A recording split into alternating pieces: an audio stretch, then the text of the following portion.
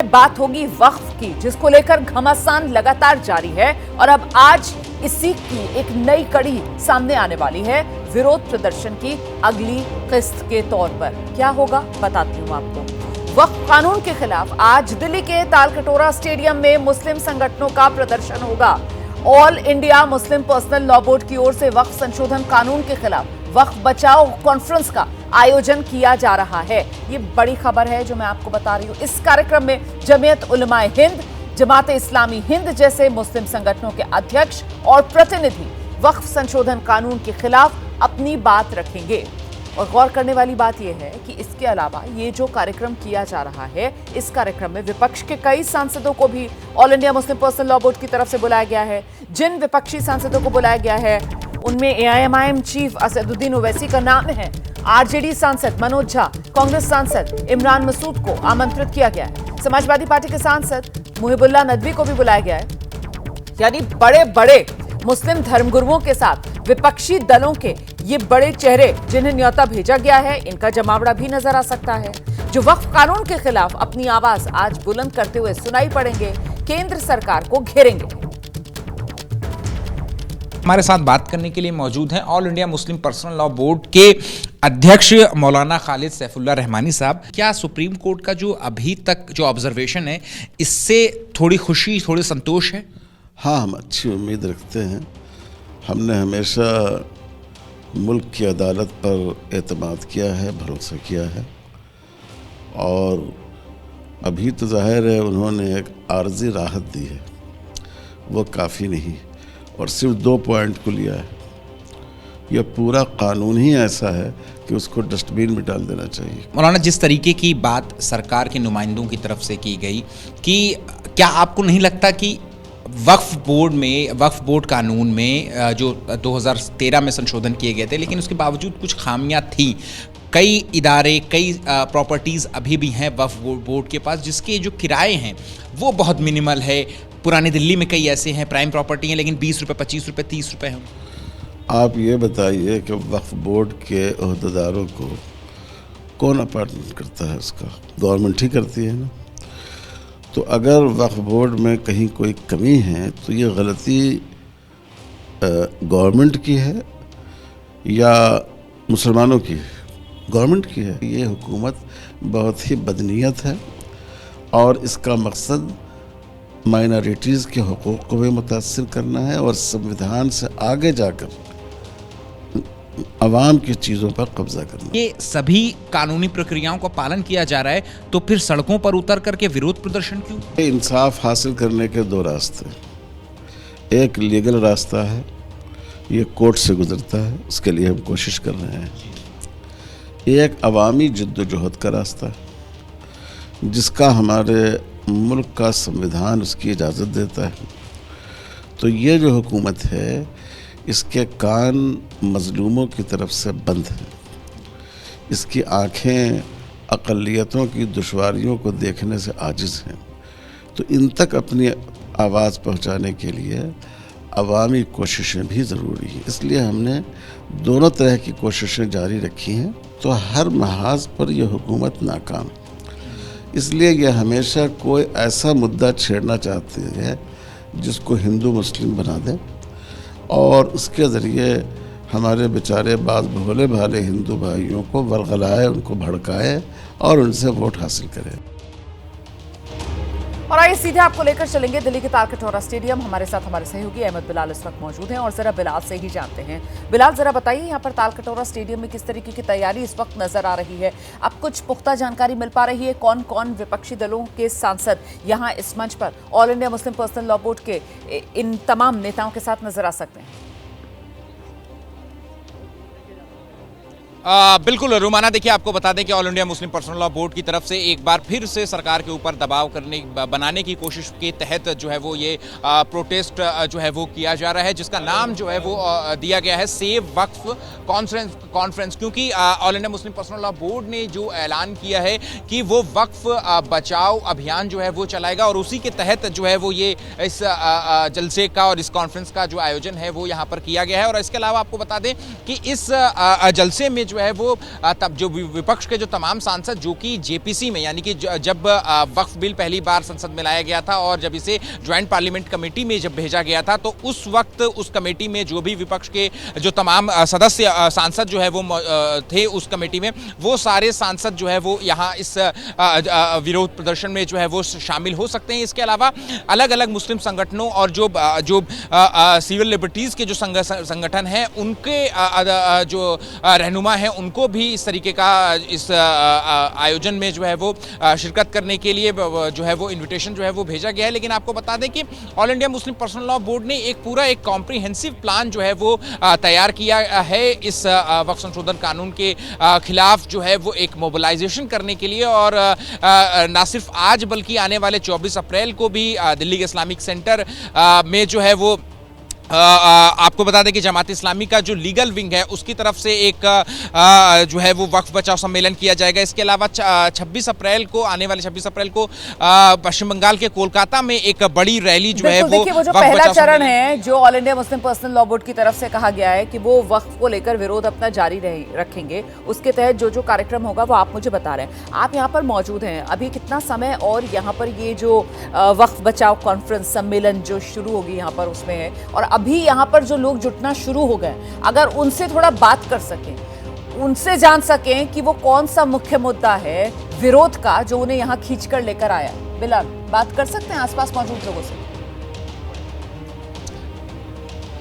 बिल्कुल रुमाना, देखिए सबसे पहले मैं आपको स्टेज की तस्वीर आपको दिखा दूं तो देखिए यहाँ पर अब जो धीरे धीरे जो यहाँ पर गेस्ट हैं उनका आना जो है वो शुरू हो गया है, और जो वक्त दिया गया था सुबह 10 बजे से लेकर के 2 बजे का वक्त जो है वो इस प्रदर्शन के लिए वो दिया गया था।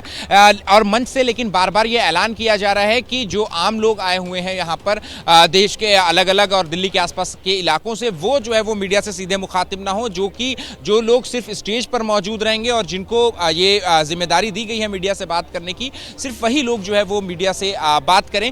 तो एक बार हम आपको फिर से अगर हम स्टेज की अगर हम आपको तस्वीर दिखाएं तो देखिए यहाँ पर कि किस तरीके का जो तैयारी जो है वो यहाँ पर स्टेज पर जो कुर्सियां हैं वो लगा दी गई हैं, और जो तमाम लोग यहाँ पर आएंगे जिनको जो है all India Muslim personal law board की तरफ से जो न्योता भेजा गया है वो अब से कुछ देर में जो है वो यहाँ पर पहुंचना जो है वो शुरू हो जाएंगे। और जैसा कि हमने दिल्ली के जंतर मंतर पर भी देखा था, तो मतलब आप ये कह रहे हैं कि जो भीड़ है उसको पहले ही यहाँ पर जो भीड़ जमा होगी उसको पहले ही क्लियर कट मैसेज दिया गया है, उसको ये बता दिया गया है कि आप में से किसी को भी मीडिया से बात नहीं करनी है, इसीलिए यहाँ अभी जो लोग मौजूद हैं वो अभी मीडिया से बात नहीं कर रहे हैं, क्योंकि साफ तौर पर all India Muslim personal law board की तरफ से आप ये कह रहे हैं कि संदेश दिया गया है कि सिर्फ वही जो मंच पर होंगे वही मीडिया से बात करने के लिए अधिकृत हैं और किसी की बात नहीं जाएगी मीडिया के सामने।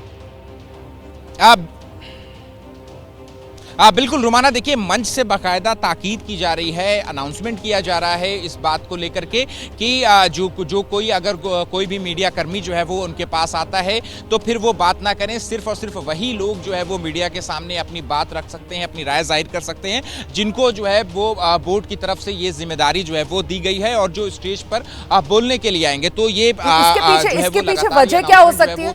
इसके पीछे वजह क्या हो सकती है? इस तरीके का संदेश क्यों दिया जा रहा है? इस तरीके की पाबंदी क्यों लगाई जा रही है? किसी तरीके का कोई गलत मैसेज ना चला जाए, कोई गलत बयानी ना हो जाए, इस वजह से क्या बहुत फूक कर यहाँ पर ये वक्फ बचाओ सम्मेलन जो हो रहा है इसमें विरोध दर्ज कराया जा रहा है? मतलब विरोध दर्ज कराया जा रहा है लेकिन बहुत संभल कर, बहुत सतर्कता के साथ, बहुत फूक कर यहाँ पर एक एक कदम आगे बढ़ाया जा रहा है। बिलाल, बिल्कुल रुमाना, देखिए all India Muslim personal law board ने भी पहले ये बात कही है कि किसी भी कानून के खिलाफ जाने के 2 रास्ते होते हैं। एक कानूनी प्रक्रिया जिनका वो सुप्रीम कोर्ट के जरिए जो है वो इस बिल के खिलाफ जो है वो गई है, लेकिन दूसरा जो प्रक्रिया है वो विरोध प्रदर्शन की। लेकिन वो विरोध प्रदर्शन जो है वो संविधान और कानून के दायरे के अंदर रह करके करने का प्लान जो है वो all India Muslim personal law board की तरफ से किया गया है। और इसके अलावा जो ये ताकीद की जा रही है कि लोग मीडिया से बात ना करें, क्योंकि बोर्ड की जो कोशिश है वो यही है कि जो आम लोग हैं वहां तक जो है वो वही जानकारियां और वही चीजें पहुंचे जो कि एक किसी ज़हीन आवाज और किसी जिम्मेदार आवाज की ओर से जो चीजें जाएं, वही चीजें जो है वो मीडिया की और मीडिया के माध्यम से जो है वो आम लोगों तक पहुंचे। और इसीलिए जो लोग जो है वो आए हुए हैं उनको यही कहा जा रहा है कि आप जो है वो मीडिया के सामने अपनी बात ना रखें, बल्कि जो जिम्मेदार हैं वही लोग। बिलाल, आपने ये तमाम जानकारियां दी, बहुत शुक्रिया आपका। यहाँ पर लोग जुटना शुरू हो गए हैं, लेकिन फिलहाल तमाम जो लोग यहाँ पर पहुंच रहे हैं उन्हें पहले से ही ये मैसेज दे दिया गया है कि आप लोगों को मीडिया से बात नहीं करनी है। कोशिश ये की जा रही है बोर्ड की तरफ से कि किसी तरीके का कोई गलत संदेश ना जाए, कोई गलत बयानी यहाँ पर किसी की तरफ से ना हो जाए। इसी वजह से जो अधिकृत पैनल है मीडिया से बात करने के लिए, वही मीडिया के सामने अपनी बात रखेगा। वहीं एक तरफ तो ये वक्फ कानून को लेकर आपने विरोध देखा जो लगातार जारी है, और दूसरी तरफ वक्फ कानून को लेकर लोगों में जागरूकता फैलाने का काम भी किया जा रहा है। उसी के तहत आज मुंबई में बीजेपी एक वर्कशॉप आयोजित करने जा रही है। मुंबई में वक्फ कानून पर आज बीजेपी की ये वर्कशॉप, जिसमें केंद्रीय मंत्री किरण रिजिजू, महाराष्ट्र के मुख्यमंत्री देवेंद्र फडणवीस मौजूद रहेंगे। बीजेपी विधायकों को, पदाधिकारियों को समझाएंगे, बताएंगे। वर्कशॉप का मकसद वक्फ कानून को लेकर मुस्लिम समुदाय के लोगों को जागरूक करना है। वक्फ अमेंडमेंट बिल में जो माइनॉरिटीज है, मुस्लिम समाज है, उसके ऊपर कोई भी आपत्ति हम लोग ला नहीं रही है। देखो ऑपोजिशन क्या कर रही है कि वक्फ को ये लोग मुस्लिम लोगों के ऊपर आपत्ति ला रहे हैं। हम लोग मुस्लिम लोगों के धर्म में किसी भी तरह की आपत्ति नहीं ला रहे। उनपे उनके जो रीति रिवाज है उनके ऊपर कोई आपत्ति नहीं ला रहे। ये जो देश की प्रॉपर्टी है, जो कॉन्स्टिट्यूशन में भी ये कायदा नहीं है, उसमें कायदा में हम बदलाव ला रहे हैं, जिससे मुस्लिम धर्म के गरीब लोगों का फायदा होगा। इसलिए हमें ये अधिकार है कायदा बनाने का। ये सुप्रीम कोर्ट ने सरकार की तरफ से बोले हैं। उधर महाराष्ट्र में राज ठाकरे, उद्धव ठाकरे के बयान के बाद कयासों का दौर जारी है। मुंबई के दादर सेना भवन के पास पोस्टर लगाए गए जिसमें राज ठाकरे और उद्धव ठाकरे को गले मिलते दिखाया गया है। पोस्टर में लिखा है, बटेंगे तो कटेंगे छोड़कर ठाकरे बंधु साथ आए।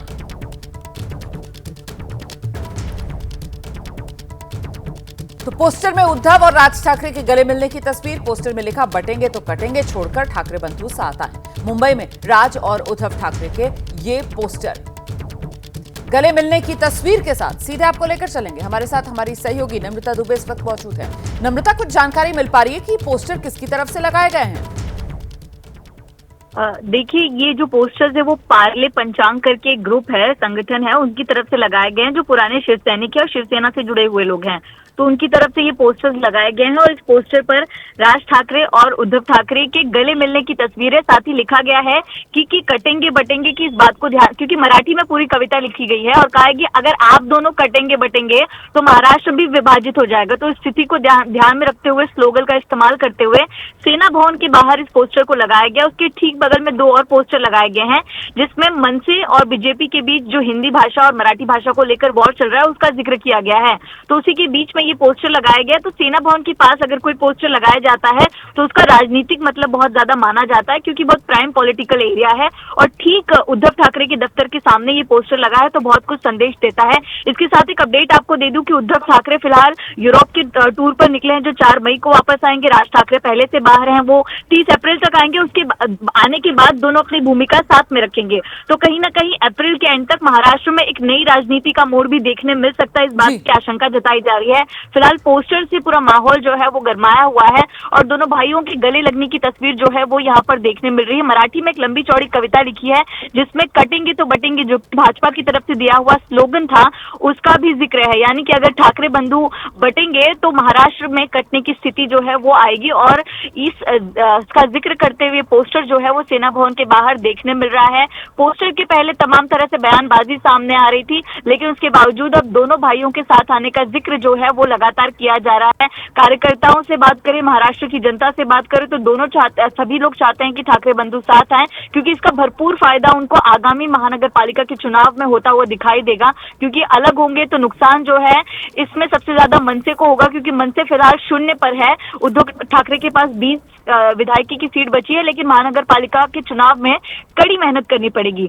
और इसमें इसलिए भी दोनों साथ आना चाहते हैं कि दोनों के मुद्दे जो है वो लगभग सेम होते हैं चुनाव के दौरान, और बीएमसी चुनाव में स्पेशली, तो इसलिए फायदा तो होगा। और जो एक पुश है वो अपने कार्यकर्ता, पार्टी और पोस्टर के जरिए कहीं ना कहीं ठाकरे बंधु देने की कोशिश कर रहे हैं। और ये एक पोस्टर उसका एक बड़ा सा संदेश है, जहाँ पे कटेंगे तो बटेंगे का जिक्र करते हुए ठाकरे बंधुओं के साथ आने की बात जो है वो की गई है। तस्वीर देखिए जिसमें उद्धव और राज ठाकरे गले लगते हुए दिखाई दे रहे हैं, और ठीक बगल में भाजपा और मनसे के अलग विवादित पोस्टर है। विवादित पोस्टर के पास ये पोस्टर बहुत कुछ कहता है, और सबसे ज्यादा बड़ा जो इशू है, जो मुद्दा है, वो हो जाता है कि सेना भवन के सामने इस पोस्टर को लगाया गया है, जहां पर बहुत शुक्रिया नम्रता आपका इस तमाम जानकारी के लिए। तो सेना भवन के सामने ये पोस्टर लगा हुआ है, गले मिलते हुए तस्वीर दिखाई गई है उद्धव और राज ठाकरे की। अब देखना यह होगा कि वाकई में महाराष्ट्र की राजनीति में क्या आने वाले समय में इस तरीके का कोई बड़ा फेरबदल होगा, और क्या दोनों ठाकरे बंधु साथ साथ आएंगे। इस समय महाराष्ट्र की सियासत में परिवार के जो लोग बिछड़े हुए हैं उनके मिलन का एक तरीके से ये कार्यक्रम है जो शुरू होता हुआ नजर आ रहा है। अब शनिवार को उद्धव ठाकरे, राज ठाकरे के मेल मिलाप और एक होने की ये चर्चा शुरू हुई। रविवार का एक दिन बीता ही कि सोमवार यानी बीते कल एनसीपी के भीतर मेल मिलाप की चर्चा शुरू हो गई है। पुणे में सरकारी कार्यक्रम था। इस कार्यक्रम के दौरान चाचा भतीजे दोनों एक साथ दिखे, दोनों अगल बगल की कुर्सी पर बैठे हुए। बताया जा रहा है ये बैठक बसंत दादा शुगर इंस्टीट्यूट के कामकाज को लेकर हो रही थी, और इससे पहले 12 अप्रैल को भी दोनों चाचा भतीजा एक कार्यक्रम में एक साथ नजर आए। दोनों के बीच की केमिस्ट्री लोगों का ध्यान खींच रही थी। देखिए, ये तो वो कार्यक्रम हैं जिनकी तस्वीरें सामने आ रही हैं, और ऐसे भी कुछ और सरकारी भी और निजी कार्यक्रम ऐसे रहे जिनमें दोनों साथ साथ देखे गए हैं। अब इन तस्वीरों ने महाराष्ट्र की सियासत को जाहिर सी बात सुलगा दिया है। शरद पवार के गठबंधन में शामिल उद्धव ठाकरे की शिवसेना तंज भरे अंदाज में कह रही है, दोनों पवार तो एक ही हैं। सुनिए। ते एकत्र आलेलेच आहेत। आम्ही आतापर्यंत एसएनसी असेल किंवा इतर काही आम्हाला पाहिलं का तुम्ही कोणाला भेटताना, बोलताना, चहा पिताना एकत्र व्यासपीठावर? नाही। उधर वक्फ कानून के विरोध के एपिसेंटर रहे पश्चिम बंगाल में सुप्रीम कोर्ट में एक अहम सुनवाई पश्चिम बंगाल को लेकर आज होने जा रही है। पश्चिम बंगाल में राष्ट्रपति शासन की मांग, सुप्रीम कोर्ट में इसी मुद्दे पर सुनवाई होगी। याचिकाकर्ता ने हिंसा की घटनाओं का हवाला देते हुए मांग कर दी है कोर्ट केंद्र सरकार को अनुच्छेद 355 के तहत राज्यपाल से रिपोर्ट देने को कहे। इस याचिका पर सुनवाई दोपहर करीब 12:30 बजे के आसपास हो सकती है। तो पश्चिम बंगाल में राष्ट्रपति शासन की मांग पर यह सुनवाई सीधे आपको लेकर चलेंगे। हमारे साथ हमारे सहयोगी निपुण सहगल इस वक्त मौजूद हैं, जानते हैं निपुण से। बताइए विस्तार से जरा इस खबर के बारे में निपुण। 12:30 बजे मामला सुनवाई के लिए आ सकता है अदालत में? जी, 12 बजे के बाद किसी वक्त ये मामला सुनवाई के लिए आ सकता है जस्टिस बीआर गवई की अध्यक्षता वाली बेंच के सामने। और जैसा कि हम दर्शकों को पहले भी बता चुके हैं कि एक पुरानी याचिका है जिसमें नया आवेदन दाखिल हुआ है। जो पुरानी याचिका है वो 2021 से लंबित है, और बंगाल की कानून व्यवस्था को लेकर ही तमाम तरह की इसमें मांगे की गई थी। अब इसमें नया आवेदन दाखिल किया गया है। हाल में जो घटनाएं हुई हैं उनका हवाला दिया गया है। सुप्रीम कोर्ट से कहा गया है कि लोगों के मौलिक अधिकार और जीवन के अधिकार की रक्षा का दायित्व है आपके ऊपर। ऐसे में आप केंद्र सरकार से कहिए कि अनुच्छेद 355 के तहत रिपोर्ट मांगे राज्यपाल से। इस रिपोर्ट के बाद जो अगला कदम होता है वो अनुच्छेद 356 के तहत राष्ट्रपति शासन हो सकता है। तो सीधे सीधे राष्ट्रपति शासन की बजाय ये कहा जा रहा है कि राज्यपाल से पहले रिपोर्ट मांगने के लिए कहें आप। और 2021 से ये जो मामला चल रहा है सुप्रीम कोर्ट में, जरा उसके बारे में भी विस्तार से दर्शकों को बता दीजिए, जिसमें कल जो याचिकाकर्ता हैं उनकी तरफ से ये 355 के तहत रिपोर्ट मांगने की बात कही गई है। बिल्कुल रोमाना, देखिए ऐसा है कि 2021 में रंजना अग्निहोत्री और जितेंद्र सिंह बिसेन नाम के दो याचिकाकर्ता सुप्रीम कोर्ट पहुंचे थे। तब विधानसभा चुनाव के बाद जो वहां पर हिंसा हुई थी और हत्याएं भी हुई थी, उनका हवाला दिया गया था। लेकिन आप जैसा कि देख सकते हैं कि लॉ एंड ऑर्डर राज्य का विषय है, और केंद्र सरकार को कोई बहुत ज्यादा निर्देश देना आमतौर पर सुप्रीम कोर्ट इससे बचता है। ऐसे में 4 साल से ये याचिका लंबित है, इसकी तारीखें लग रही हैं, लेकिन इसमें बहुत ज्यादा कुछ विशेष हुआ नहीं है। अब ये नया आवेदन दाखिल हुआ है और इसमें देखते हैं सुप्रीम कोर्ट किस तरह का रुख अपनाता है। बिल्कुल, ऐसे में ये बता दीजिए जरा दर्शकों को, क्योंकि यहाँ पर अचानक से खबर ऐसी सुनाई पड़ती है कि राष्ट्रपति शासन लगाने की मांग वाली याचिका है ये। जरा बताइए दर्शकों को कि ये 2021 की याचिका जैसा कि आप बता रहे हैं, उसमें कल ये एक नई बात जोड़ी गई है, इस पर आज सुप्रीम कोर्ट में सुनवाई होगी, तो आज सुनवाई में हो क्या सकता है निपुण? देखिए, ऐसा है कि 2021 की याचिका जरूर है, लेकिन किसी भी पुरानी याचिका में नया आवेदन दाखिल हो सकता है, ये बताते हुए कि हम जो पहले से कहते हुए चले आ रहे थे उसमें देखिए और विस्तार हो गया है या और ज्यादा स्थिति बिगड़ गई है, तो अब हम ये मांग रख रहे हैं कि आप राष्ट्रपति शासन के लिए या राज्यपाल से रिपोर्ट मांगने के लिए कहिए। इसके अलावा भी बहुत सारी मांगे की गई है, सुप्रीम कोर्ट के रिटायर्ड जज की निगरानी में जांच, लोगों की सुरक्षा सुनिश्चित करना, इस तरह की मांगे भी इस याचिका में है। सुप्रीम कोर्ट किन मांगों को कैसे किस तरह से देखता है ये तो देखने वाली बात होगी, लेकिन जैसा मैंने के डोमेन में आने वाली गई है कुछ। बहुत बहुत शुक्रिया आपका निपुण सहगल इस तमाम जानकारी के लिए। तो इस खबर पर हमारी नजर बनी हुई है, 12 बजे के बाद कभी भी ये मामला सुप्रीम कोर्ट में सुनवाई के लिए आ सकता है। इस बीच पश्चिम बंगाल में जमकर हिंदू मुसलमान हो रहा है। बीजेपी के बड़े बड़े लीडर, नेता विपक्ष जो हैं, उनकी जो बयान सामने निकल कर आ रहे हैं उससे इसी ओर संकेत मिलते हुए नजर आ रहे हैं। ये जो ताजा मामला है वो पश्चिम बंगाल नेता विपक्ष शुभेंदु अधिकारी के बयान से जुड़ा हुआ। शुभेंदु अधिकारी ने चुनाव में हिंदुओं के लिए अलग पोलिंग बूथ बनाने की मांग की है। शुभेंदु अधिकारी मांग कर रहे हैं कि जहां 50% से कम संख्या में हिंदू वोट है, हिंदू मोहल्लों के लिए, हिंदू वोटर के लिए वहां अलग से बूथ बनाया जाए, वरना तो मुसलमान मोहल्लों के बीच से जब हिंदू वोटर जाएगा उन पर हमला हो जाएगा, उन्हें वोट डालने नहीं दिया जाएगा। शुभेंदु अधिकारी का ये बयान मुर्शिदाबाद हिंसा के बाद आया, जिस पर अब एक नई बहस छिड़ गई है।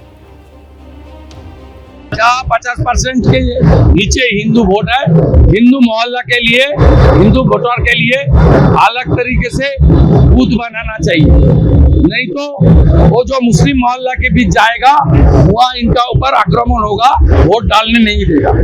और सीआरपीएफ सेंट्रल फोर्स बूथ में, बूथ का गेट में रहेगा, गांव में नहीं रहेगा। इसलिए अभी से CEO West Bengal ECI should take appropriate action.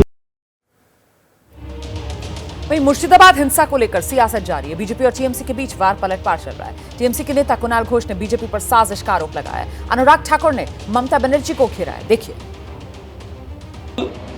ठीक है, डेवलपमेंट चल रहा है, पीसफुल है, सब है, और इसी बंगाल भाजपा को हराता है।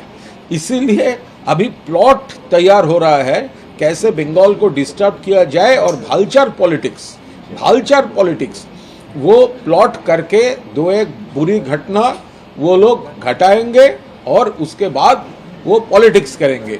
हम लोग इसके ऊपर स्ट्रांग प्रोटेस्ट किया है और इन्वेस्टिगेशन डिमांड किया है। मैं मन ही मन में सोच रहा था कि कितनी पीड़ा होती होगी जब एक और माँ माटी मानुष का नारा देकर सत्ता में आने वाले बंगाल में मनुष्य का जीना, विशेष तौर पर हिंदू परिवारों का जीना उतना मुश्किल कर दिया है। ममता ने तो नहीं, दंगइयों की दीदी ही नजर आती हैं। और जो कहते थे कि बदला नहीं बदलाव लाएंगे, आज रविंद्रनाथ टैगोर जी, नेताजी सुभाष चंद्र बोस की इस भूमि पर बदलाव तो नहीं, हर तरफ बदला और बदले की आग ही दिखती है। तो एक तरफ ये सियासी बोल आप सुन रहे हैं, वहीं दूसरी तरफ मुर्शिदाबाद में जो हिंसा हुई है उसको लेकर पुलिस की कार्रवाई जारी है। तफ्तीश में हिंसा का ओडिशा कनेक्शन सामने आया है। बंगाल पुलिस की एसटीएफ ने ओडिशा से 8 आरोपियों को पकड़ा है। इन पर आरोप है कि मुर्शिदाबाद हिंसा में इनका हाथ था। हिंसा के बाद ये मुर्शिदाबाद से भागकर ओडिशा आए और यहां छिप गए। बंगाल पुलिस की एसटीएफ इन लोगों की तलाश में जुटी हुई थी। ओडिशा के झारसुगुड़ा जिले में लोकेशन इनकी मिली। लोकल पुलिस से कांटेक्ट किया गया। इन आरोपियों को धर दबोचा गया। इनके पास से एक पिस्तौल मिली है, गोलियां बरामद हुई हैं। तो पहले तो हिंसा से जुड़े 2 बड़े आरोपी शिकंजे में आए, जिनका नाम इसराइल और सैफुल्लाह बताया गया। ये दोनों आरोपी हरगोबिंद दास और चंदन दास की हत्या के मुख्य आरोपी जियाउल शेख के बेटे हैं। इसराइल और सैफुल की गिरफ्तारी के बाद बाकी आरोपियों का सुराग उनसे मिला, और जिसके बाद ये 6 और लोग जो पुलिस के हत्थे चढ़े।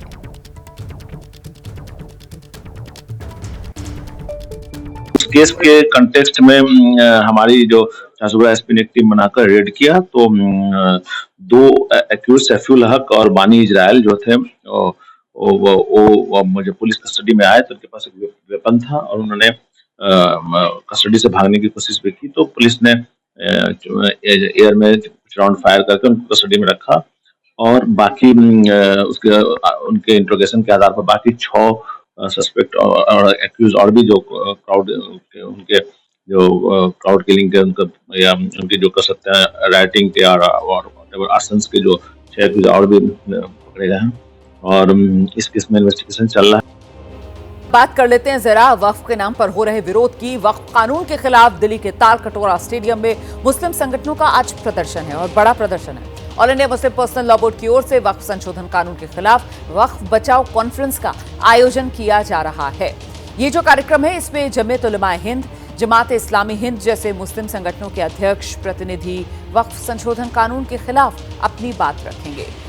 इसके अलावा इस कार्यक्रम में विपक्ष के कई सांसदों को भी all India Muslim personal law board की ओर से बुलाया गया है। जिन विपक्षी सांसदों को बुलाया गया है उनमें एक तो AIMIM की चीफ असदुद्दीन ओवैसी का नाम है, RJD सांसद मनोज झा का नाम है, कांग्रेस सांसद इमरान मसूद को भी आमंत्रित किया गया है, समाजवादी पार्टी के सांसद मुहिबुल्लाह नदवी को बुलाया गया है।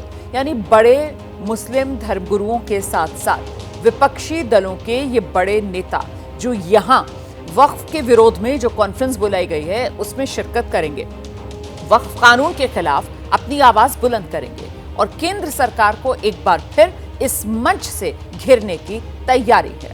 दिल्ली के ताल कटोरा स्टेडियम में all India Muslim personal law board की ओर से वक्फ संशोधन कानून के खिलाफ वक्फ बचाओ कॉन्फ्रेंस का यह आयोजन किया जा रहा है। इसमें कई मुस्लिम संगठनों से जुड़े लोग शामिल हो रहे हैं। ABP न्यूज संवाददाता अहमद बिलाल की एक रिपोर्ट में आपको दिखा देती हूं। All India Muslim personal law board की तरफ से एक बार फिर से सरकार के ऊपर दबाव बनाने की कोशिश के तहत जो है वो ये प्रोटेस्ट जो है वो किया जा रहा है, जिसका नाम जो है वो दिया गया है सेव वक्फ कॉन्फ्रेंस, क्योंकि all India Muslim personal law board ने जो ऐलान किया है कि वो वक्फ बचाओ अभियान जो है वो चलाएगा और उसी के तहत जो है वो ये इस जलसे का और इस कॉन्फ्रेंस का जो आयोजन है वो यहाँ पर किया गया है। और इसके अलावा आपको बता दें कि इस जलसे में जो है वो तब जो विपक्ष जो तमाम सांसद जो कि JPC में यानी कि जब वक्फ बिल पहली बार संसद में लाया गया था और जब इसे ज्वाइंट पार्लियामेंट कमेटी में जब भेजा गया था तो उस वक्त उस कमेटी में जो भी विपक्ष के जो तमाम सदस्य सांसद जो है वो थे उस कमेटी में, वो सारे सांसद जो है वो यहाँ इस विरोध प्रदर्शन में जो है वो शामिल हो सकते हैं। इसके अलावा अलग अलग मुस्लिम संगठनों और जो सिविल लिबर्टीज के जो संगठन हैं उनके जो रहनुमा है उनको भी इस तरीके का इस आयोजन में जो है वो शिरकत करने के लिए जो है वो इनविटेशन जो है वो भेजा गया। जो कुर्सियां हैं वो लगा दी गई हैं और जो तमाम लोग यहाँ पर आएंगे जिनको जो है all India Muslim personal law board की तरफ से जो न्योता भेजा गया है वो अब से कुछ देर में जो है वो यहाँ पर पहुंचना जो है वो शुरू हो जाएंगे। तो ये वक्फ की लड़ाई है और इसमें आज दिल्ली से चढ़ाई करने की ये तैयारी जो आप देख रहे थे। मैं आगे बढ़ रही हूँ, अगली खबर का हम रुख कर रहे हैं। बीजेपी की सांसद है बांसुरी स्वराज आज वन नेशन वन इलेक्शन की JPC में शामिल होने के लिए पहुंचे तो उनका बैग जो है वो चर्चा में आ गया है। इस बैग पर लिखा है नेशनल हेरल्ड की लूट। ये देखिए तो बांसुरी स्वराज का बैग और बैग पर नेशनल हेरल्ड की लूट। आप जानते हैं नेशनल हेरल्ड की जांच जो ईडी कर रही है और पिछले दिनों ईडी ने इस मामले में जो चार्जशीट दाखिल की उसमें आरोपी नंबर 1 सोनिया गांधी को बनाया, आरोपी नंबर 2 राहुल गांधी को बनाया, जिसके बाद से बीजेपी आक्रामक है और कांग्रेस की भ्रष्टाचार को लेकर कांग्रेस पार्टी की घेराबंदी कर रही है। वहीं इस मामले में कांग्रेस पार्टी भी आक्रामक अंदाज में राहुल गांधी सोनिया गांधी का बचाव करते हुए बीजेपी पर केंद्रीय एजेंसी के दुरुपयोग का आरोप लगा रही है। आए दिन आपने देखा किस तरीके से कांग्रेस कार्यकर्ता सड़क पर उतरे, विरोध प्रदर्शन किया और अब आज ये अनोखा अंदाज बीजेपी सांसद बांसुरी स्वराज का नेशनल हेरल्ड की लूट ये लिखा बैग लेकर पहुंची हैं JPC बैठक में शिरकत करने के लिए। हम सीधे आपको लेकर चलेंगे, हमारे साथ हमारे सहयोगी अंकित गुप्ता इस वक्त मौजूद है। अंकित, क्या संदेश देने की कोशिश यहाँ पर बांसुरी स्वराज की तरफ से JPC की बैठक में गई हैं और JPC की बैठक में जाहिर है तमाम दलों के सांसद यहाँ पर होंगे, कांग्रेस के सांसद भी यहाँ पर होंगे और ऐसे में नेशनल हेरल्ड की लूट वाला बैग लेकर बांसुरी स्वराज पहुंची हैं। जी बिल्कुल रोमाना, देखिए ये भी काफी दिलचस्प है कि आज अभी जो चर्चा चल रही है वन नेशन वन इलेक्शन को लेकर के, जो संसद की संयुक्त समिति बनाई गई थी उसकी बैठक है, और उसमें आपने सही कहा कि इसमें जो तमाम जो है सत्ता पक्ष के तो सांसद हैं ही, लेकिन उसके अलावा जो संसद की संयुक्त समिति है, लिहाजा तमाम विपक्षी सांसद भी हैं, जिसमें कांग्रेस के सांसद भी हैं। और ऐसे में बासुरी स्वराज ये जो बैग लेकर के आई है उसमें साफ तौर पर लिखा हुआ है नेशनल हेराल्ड की लूट, यानी कि साफ तौर पर बीजेपी जिस मुद्दे को लेकर के कांग्रेस पर हमलावर है कि एक घोटाला किया गया है और अब पूरी पार्टी कांग्रेस पार्टी देश भर में प्रेस कॉन्फ्रेंस करके जो उसका बचाव कर रही है, एक परिवार को बचाने की कोशिश कर रही है। तो बासुरी स्वराज ने हालांकि बिना बोले ही एक तरह से जाहिर कर दिया है कि बीजेपी की रणनीति क्या है। और माना आपको भूलना नहीं चाहिए, अभी जब संसद का पिछला सत्र चल रहा था तो उस दौरान जब प्रियंका गांधी भी संसद में आई थी तो उनके हाथ में भी उनके कंधे पर भी फिलिस्तीन का बैग था, जिसको लेकर भी काफी चर्चा हुई थी। तो एक तरह से ये भी एक संदेश देने की कोशिश है अलग अलग राजनीतिक दलों की तरफ से, वो बिना बोले ही इस तरीके से बैग के माध्यम से, पोस्टर प्ले कार्ड के माध्यम से या अलग अलग तरीकों से ये संदेश देने की कोशिश कर रहे हैं कि किस तरह से वो जो विपक्षी पार्टियां हैं, जो उनके लिए विपक्षी पार्टियां हैं, उस पर वो सवाल खड़े कर रहे हैं, कटघरे में खड़ा कर रहे हैं। और नेशनल हेराल्ड एक ऐसा मामला है जिसको लेकर के सत्ता पक्ष हो या विपक्ष हो, दोनों ही एक दूसरे के ऊपर आक्रामक है, हमलावर है। जी, बड़ी जानकारी दे रहे हैं हमारे सहयोगी अंकित गुप्ता। देखिए किस तरीके से ये एक पॉलिटिकल मैसेजिंग जो बासुरी स्वराज की तरफ से की जा रही है। नेशनल हेराल्ड की लूट बैग पर लिखा हुआ है और ये बैग लेकर पहुंची हैं बासुरी स्वराज, लेकिन कहीं ना कहीं कांग्रेस की तरफ से तंजिया अंदाज में कहीं ये बासुरी स्वराज के लिए अंकित गुप्ता जवाब ना आ जाए कि विरोध का तरीका अगर चुना भी तो वो भी कांग्रेस से ही कॉपी कर लिया। अंकित, देखिए बिल्कुल हो सकता है, और राजनीति में तो एक दूसरे के जो है तरीके जो कॉपी होते रहे हैं रोमाना, और ये हम लोग सालों से देखते रहे हैं कि एक राजनीतिक दल अगर कोई जो है तरीका अपनाती है तो दूसरा राजनीतिक दल उसको जो है आपको अगले प्रदर्शन के दौरान या अगले जो किसी और जो विरोध होता है तो वहां पर वो कॉपी होता नजर आता है, और उसमें जो है मतलब अचंभित होने की भी बात नहीं है। लेकिन ये यहाँ ये दिलचस्प है कि उसी संसद भवन परिसर में जहाँ 3 महीने पहले जब प्रियंका गांधी वाड्रा पहुंची थी तो उनके हाथ में फिलिस्तीन का बैग था, जिसको लेकर के कई तरह की चर्चाएं हुई थी, आरोप प्रत्यारोप भी हुए थे। लेकिन प्रियंका गांधी उसके बाद में एक और बैग लेकर के आई जिसको लेकर के काफी चर्चा हुई। तो ये जो है एक तरीका जरूर है, लेकिन आज भी जिस तरीके से जो बासुरी स्वराज पहुंची है उन्होंने एक संदेश देने की जरूर कोशिश की है कि भले ही इस मुद्दे पर, क्योंकि संसद की संयुक्त समिति के सामने वन नेशन वन इलेक्शन को लेकर के जो बैठक चल रही है वहां जा रही हो, लेकिन उन्होंने एक तरह से बीजेपी की जो रणनीति है कांग्रेस को घेरने की वो भी दर्शा दी है कि किस तरह से नेशनल हेराल्ड मामले पर पूरी पार्टी, पूरी जो एनडीए है और खासतौर पर बीजेपी वो कांग्रेस पर हमलावर है। और नेशनल हेराल्ड अंकित गुप्ता मतलब सीधे सीधे गांधी परिवार, और ऐसे में ये जो जेपीसी, अगर मैं गलत नहीं हूं तो इसमें वन नेशन वन इलेक्शन वाली जेपीसी की सदस्य प्रियंका गांधी भी हैं। अंकित, बिल्कुल रोमाना, और यही काफी दिलचस्प है। और अभी जो प्रियंका गांधी भी यहाँ पर पहुंचने वाली है, और जैसे ही प्रियंका गांधी पहुंचेंगी तो वो जो है तस्वीर अपने आप में दिलचस्प होगी जब बासुरी स्वराज और प्रियंका गांधी जब बैठक खत्म होगी या बीच में अगर निकलते हैं। और यकीन मानिए जितना मुझे समझ में आ रहा है अभी बैठक के अंदर भी इस बैग को लेकर के चर्चा तो जरूर होगी, और संभवतः प्रियंका गांधी की नजर, तो आप नजर बनाकर रखिएगा, जैसे ही कोई और अपडेट आएगा फौरन दर्शकों तक पहुंचाएंगे। तो ये विरोध का अनोखा अंदाज यहाँ पर नजर आया बासुरी स्वराज का।